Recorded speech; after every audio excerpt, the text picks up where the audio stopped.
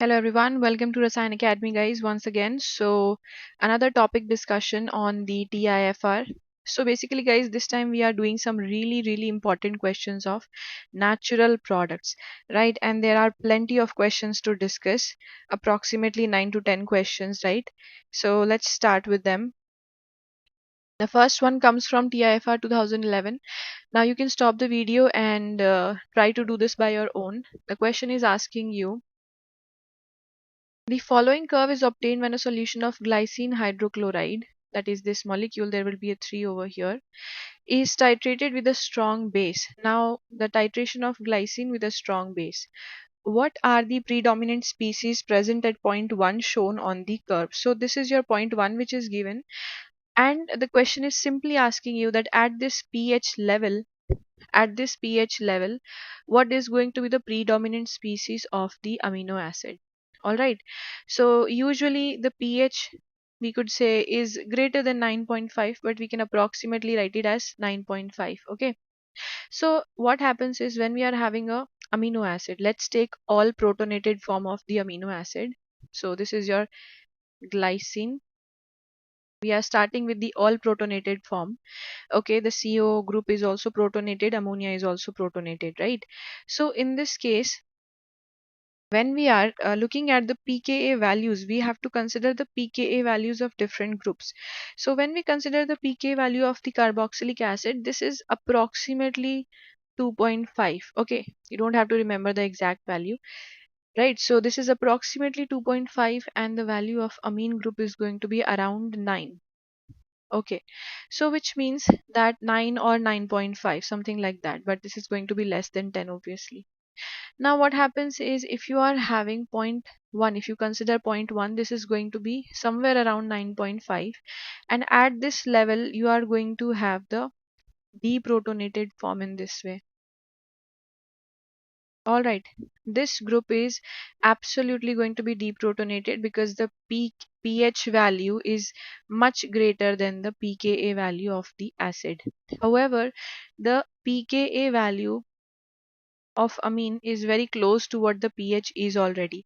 So what we can write is we can write the complete deprotonated form, okay, and we can also write this form as well. Okay, we can also write this form as well. So option number C is going to be absolutely wrong because the COOH is not going to exist. In any of these options, if you see COH at this high pH, that will be wrong. And the other ones are carboxylate. So you have option number D. This could be correct because we are having this ion. Then you have option number B, which also says that this can also be formed. So when the pKa value is almost equals to the pH value, both of these forms are going to exist. Okay, and that is why we can say A is our correct answer for this. All right. Yes. Now moving on to the next question. Again, the TIFR 2012 में tyrosine at pH 12 has the following structure. So from here you can understand that what could be the structure of tyrosine. The options are already given to you. There's a phenolic OH, CH2, CH, COOH, and NH3 positive. Right, so we are taking all protonated form of tyrosine amino acid as well. So first thing first, let's consider different pKa values. For amine it's going to be around 9.5. For this carboxylic acid it's going to be around 2.5. For the phenolic OH, this is a phenolic OH, right? So phenolic OH का pKa value होता है approximately 10, right? So what is the pH given over here? pH is given to be 12, right? pH is given to be 12, which is greater than, which is crossing all of these, right? So that is why you are going to say answer is option number B, where you have the O minus phenolate, carboxylate, and amine NH2. So this is your correct answer. However, in option number C, OH is still there. Option number D may O minus has formed, but ammonia is still protonated. This is absolutely wrong. Okay, so yes, the same goes for A. Both of these are not going to remain protonated at such a high pH value. B is your correct answer. Similarly, moving on to the next question. Okay, so as you can see, guys, that this is also a TIFR 2012 question. So 1 year has more than one question from the natural products, right? This is what you have to pay attention to, that the TIFR exam is very much focused on the bio research, right? Bioorganic and bioinorganic research, right? Yes. So one sequence of amino acid repeats for long distance in silk protein. Okay. Now the sequence, the complete hydrolysis of 1 mole of a fragment with this sequence gives 2 moles of alanine, 3 moles of glycine. So 2 mole of alanine, 3 moles of glycine, and 1 mole of serine. 1 mole of serine amino acid. Partial hydrolysis yields ala gly ala, gly ala gly, glycerine gly, and serine gly ala. So basically what you have to do is you just have to find from all of these four options, you just have to find that which amino acid you are going to break down, which protein chain you are going to break down to get this sequence, even if you are doing partial hydrolysis. Okay, so let's see the option number D directly. So glycerine gly, do you have this? Yes. Then you have serine gly ala. This is also what you have, right? Then you have ala gly ala. There it is. Then you have gly ala gly. This one. So all of these are found in option number D. You are having 2 moles of alanine, as you can see, 1 mole of serine, and 3 moles of glycine as well. Okay, so this is following the option number D is following the all the sequences, all of the conditions. It is the correct answer. You can try out on the other option, you won't have the same thing, right? So option is D. Now, amino acid side chains in proteins have hydrogen bonds for structural and catalytic reason. You can stop the video, read the question properly. So this question is telling you that the amino acid which are there in the protein will have hydrogen bonds for extra stability of the structure. One such combination of hydrogen bonding partners is histidine associated with a partnering residue such as tyrosine. So tyrosine is given as XH, histidine is given as NH, N-histidine, right? So who is doing hydrogen bonding with whom? Tyrosine's hydrogen, okay, bonds with nitrogen of the histidine, right? So where X is the partnering amino acid. Now, X could be any amino acid, it could be tyrosine or anything, right? So if the pKa of histidine is 6.1, estimate the pKa of the partnering residue such that protonation of histidine at pH 6.5 is a favorable process. Protonation of histidine at 6.5 pH. So as you can see, guys, if we are taking this as a standard, okay, or let's say we are taking 6.1 as the pKa of histidine. That means that histidine is going to be deprotonated at this pKa, but here we want the histidine to be protonated like this, to be protonated like this. Okay, so what should be the condition? What should be the condition? This H is coming from the partnering amino acid, whatever it is. So this partnering amino acid must be more acidic. This must be more acidic than the histidine itself. Why? Because the pKa should be lower. The pKa should be lower. Why? Because we need to protonate. We need to leave this hydrogen with the nitrogen. So this partnering amino acid must be readily losing this proton to the N-histidine. So the pKa of the partnering residue should be less than the pKa of histidine. And that is only possible because it is 6.1. So that is only possible when the pKa is going to be less than 6. Alright. So the correct answer is option number C. How have we cracked this? Because we are saying that the hydrogen must go with the nitrogen of histidine and for that this acid must release it very easily, so it should be more acidic, having a less pK value, right? So C is your correct answer. Alright guys, so as you can see that these are some really good questions, and if you're liking them then please share it with your friends as well, and please subscribe to the channel if you already haven't, right? Okay, Moving onwards to the next question, TIFR 2013. Product of the following reaction will be able to couple with which amino acids? So as you can see guys, there is a nitroaniline molecule, para-nitroaniline molecule. Along with that, I am adding NaNO2 acid. So this is going to generate HNO2, and that is going to do diazonium formation like this. All right. So some negative anion, um, right? Whichever acid you are taking, the conjugate base. Let's say you are taking HCl. It's this going to be Cl minus over here, right? So yes, so you are getting the diazonium compound out of this. Now the question is the product of which of the reaction will be able to couple with which amino acids, that is given below over here. So who does the coupling?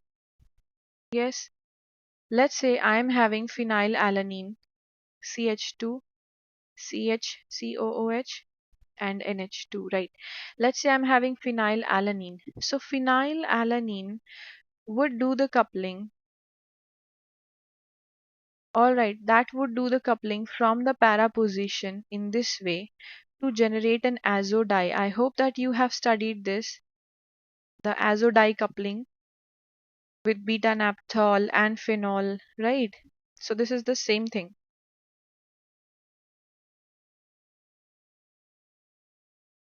Okay, this is the same thing. This is your azo dye coupling, fall of proton to give you back the aromatic structure. So who is going to give this reaction? Definitely the aromatic rings. Right. So the amino acid having the aromatic ring is going to give the reaction. Phenylalanine has it. So it gives from the para position coupling. However, tyrosine mein para is blocked. So it's going to give the coupling from the ortho position, any of these ortho positions. So tyrosine and phenylalanine is your correct answer of this question. Okay. The aromatic amino acids will give such a coupling reaction. Okay. Moving on to next good question, as you can see. TIFR 2014. Now the question is asking you paraformaldehyde, okay, which is a polymer of formaldehyde, 4% by weight, acrylamide, 4% weight by volume. So they are basically the same quantity, and an azo initiator. Okay, only an initiator. Azo initiator, 0.25% weight by volume were added to a protein. What are the expected products X and Y? So basically, guys, in this question, the amine from the protein chain and paraformaldehyde, that is your formaldehyde in the polymer form, then your acrylamide. Now this is your acrylamide, and what do you get at 4 degrees centigrade? You are getting polymerization. Okay, so first of all, the amide is going to, sorry, the amine from the protein is going to attack over here. That gives you a CH2OH, which will further be attacked by this nitrogen to completely remove this oxygen as water molecule, and you get this bond NH, CH2, NH, and the rest of the acrylamide is as it is. Now further, in the presence of heat, azo initiator, what is the azo initiator? This is going to give a radical reaction. For example, you are having AIBN, that is azobis isobutyronitrile. This is only one example of azo initiator, right? So this is going to give you a radical reaction which will give you polymerization. So as you can see, there is your carbon over here, right? CO के बाद में this carbon over here, the CH carbon, and this is your CH2 carbon. The bond is going to open up from this side, and it is going to give you a polymerization, as you can see over here. So this is your exactly similar to polyacrylamide, just that the NH part is taken from a protein. So the protein is now also a part of the polymer. So your answer has to be option number A only, and this is nothing but a polymerization reaction, including a protein, just that. Okay. Now moving on to the next question, that is, which of the following monomers do you expect to find in the RNA molecule? So basically this question is a very simple one. It's directly asking you what could be the structure of an RNA molecule. RNA is ribonucleic acid. So in the ribonucleic acid, you are expecting the ribose sugar. If you look closely at the options, You are expecting the ribose sugar. So this is your ribose sugar, and this one is a deoxyribose sugar. This is a deoxyribose sugar because on the second position you are not having a oxy group. So this is the one which is used in DNA. The nucleotide is that of DNA, and this nucleotide is that of ribose sugar RNA. All right. So your answer has to be option number 2. All right. Moving onwards, the number of peptide bonds in a protein chain consisting of a linear chain of 128 amino acids. Okay, so you are just supposed to know the peptide bonds, and this is very simple because if let's say you are taking two amino acids, let's say you have taken glycine, let's say you have taken glycine over here. The glycine is going to connect to another glycine is going to connect to another glycine molecule, and let's say you have added two glycine molecules to give you a peptide linkage. Now two amino acids make one peptide linkage or one amide linkage, right? Which means that if you are taking four peptides, or let's say if you are taking four amino acids, that's going to give you three peptide linkages, and so on and so forth. So basically 128 amino acids is going to provide you the number of peptide bonds, that's going to be 127. So it's going to be just one less on in whatever amino acid count you are taking. Okay, so the answer is 127. Moving onwards, latest question, TIFR 2016. This is a super important question. Now the question is asking, predict the products X and Y of the following peptide ligation reaction. Now this kind of a system, this kind of a reaction, you need to pay some attention to. It's not very difficult. So yeah, what do we see first of all, guys? Yeah, we see that there is a thiol and there is a phosphine. Who is a better nucleophile? Absolutely sulfur. Right, so sulfur is a better nucleophile. Where does it attack? We are having many electrophilic position. One carbonyl here, second and third carbonyl. We have three carbonyls. But the one which is connected to the best leaving group is going to be attacked, and this is the one. It is connected to a best leaving group, that is sulfur. Nitrogens or the amides are not good leaving groups, right? So what do we expect? We expect something like this. Now there will be this sulfur involved which is connected to the benzene, and there's your phosphine unit, right? So this is what we expect X to be. And where is it? Yeah, it is present in option number A, it is present in option number D. Rest everything is absurd. Just don't look at it. Okay, this is scary. So, right. Now moving onwards from X, we see there is an amide. There is a azide over here. Now, I have posted a video on the Staudinger reduction, and there were two reactions, there were two examples of how the reduction takes place. So exactly the same thing you are going to do over here. I'll just paste the link over here of the Staudinger reduction. The exact thing that you are going to do, azide is going to be reduced to an amine in the presence of a phosphine. Now where is the phosphine? Do you see a phosphine? There it is. There is a phosphine over here. And in the presence of this phosphine, azide is going to be reduced. The phosphine itself becomes phosphine oxide. Okay, so what's going to happen? Let's see. First of all, you have done the reduction. So you are going to have a molecule like this, where the phosphine has already become an oxide like this. Okay, the phosphorus is used up, it is going to form the phosphine oxide. Now further, the amine is free. In the presence of water, there will be complete Staudinger reduction. It is going to do the nucleophilic attack where there is a good leaving group, sulfur. Now the product is going to be like this. You are getting a molecule over here, one more amide linkage. Where is the new amide linkage that you get? This is your new amide linkage. All right, and you can see it closely. This is your new one, and along with that you are having a thiol with the phosphine unit being oxidized because of the Staudinger reduction of the azide. So your answer is option number A. First of all, you just had a normal uh, uh, carbonyl nucleophilic substitution on the carbonyl carbon, and then you had the Staudinger reduction. So this is your answer.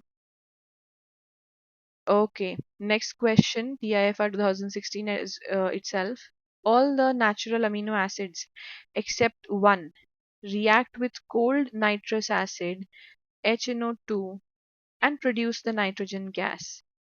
Which one of the following is that odd amino acid? Okay, so the question is asking you guys, the language is super important as always.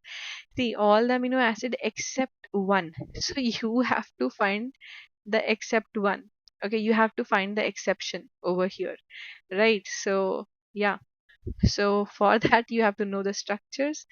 And this is a direct question, although, but you might want to skip it sometimes because you don't remember the structure, but it's not that difficult. Tryptophan has indole in it. If you want, you can remember it like that.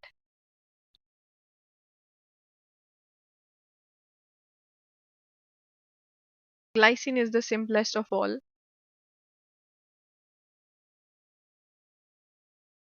Proline is a secondary amino acid. This is a secondary amino acid, proline. Histidine has a imidazole group in it. Let's say this is your acid, sorry, not CH2, right? There will be a NH and COH over here, NH2, and the side chain is going to have the um, histidine, the imidazole group, as you can see.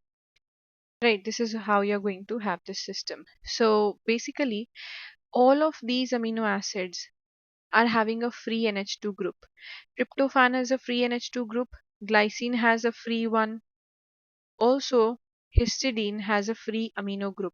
So for all those who are having a free amino group, guys, you know what is the reaction. If you are reacting this with HNO2, it's going to first of all form the diazonium N2 positive Cl minus, let's say, and then in the presence of heat, it's in the presence of heat, or also normally also it's going to break down because it's not aromatic, it's not stabilized.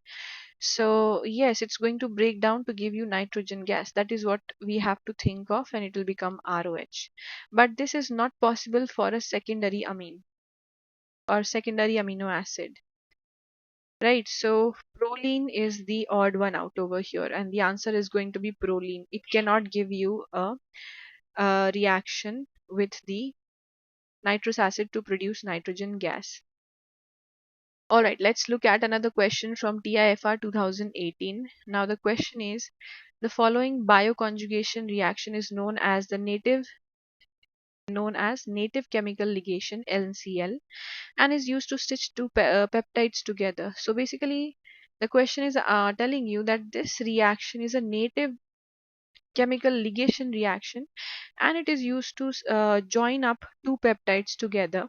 The intermediate for this reaction has been shown. You have to find the product. Okay, so basically this might look like a very scary reaction, but it is absolutely not, because the concept is very simple. So this part is your residual amino acid chain, which we are not going to be bothered about. We just have to see what's going on. So the sulfur has somehow attacked on the carbonyl and replaced this group, isn't it? Now this is a carbon sulfur new bond which has formed over here. So this is your intermediate. And guys, at the physiological pH, this NCl reaction is very, very important, because you don't have a some kind of catalyst or acid or base in the physiological pH. So always are the sulfur acids, the sulfur side chains are there to rescue. Why? Because they are working as catalysts. They are good nucleophiles, so they are going to attack better at the carbonyl as compared to the nitrogen. And also they are good leaving groups, because now when the nitrogen is there in the close proximity of the carbonyl, they can leave as well. So they are good nucleophile as well as better leaving groups. So both of these purposes are served, and that is why you very readily get the peptide formed. All right, and that is why you say that your answer is going to be option number B, because finally the motive was to create a peptide chain. Over here sulfur only behaves as a catalyst. Okay, yes, so this is your answer, option number B. Moving onwards to another tricky question. So a dilute solution of the peptide shown below is treated with excess 10% formaldehyde in methanol. Okay, all right. Excess 10% formaldehyde with methanol, CH3OH. Predict the product which is formed. Now, basically, guys, if you look closely at this molecule, what is this molecule? What is this molecule which is given over here? It's a long peptide. We don't have to look at all of the molecule. We just have to see that okay, there's a free NH2, and this that is the N terminal amino acid over here. Here it is the C terminal amino acid, and in between we do have some free groups, that is one basic amine group is also present.